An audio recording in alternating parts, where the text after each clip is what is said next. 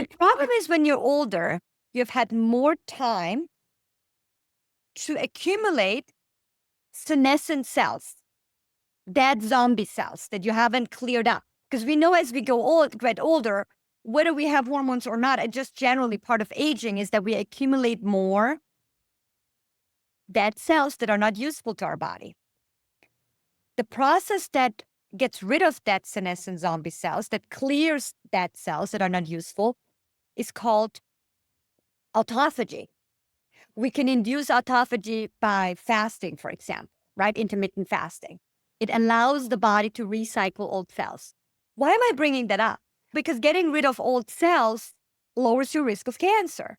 The older you get, the more you accumulate dead zombie cells, the higher risk for cancer you have. You also have just overall more lifetime exposure to toxins that can weaken your immune system, have burden on your cellular health, your mitochondria. You can accumulate more heavy metals and endocrine disruptors. And if I'm using words that don't make sense, please let me explain them. But heavy metals, for example, there is association between cadmium accumulation in fat tissue of the breast and breast cancer. Has anybody scared women off eating out of aluminum cans or being exposed to heavy metals or working in certain industries or using certain makeups?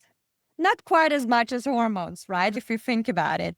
But there are contributors to cancers and us being less capable of getting rid of senescent cells outside of hormones. In fact, hormones promote us getting rid of zombie cells. Okay. Just aging is a risk factor.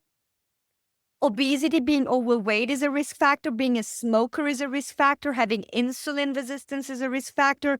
Having impaired liver function is a risk factor. Because all of that contributes to increasing inflammation and being less good at getting rid of bad cells in the body.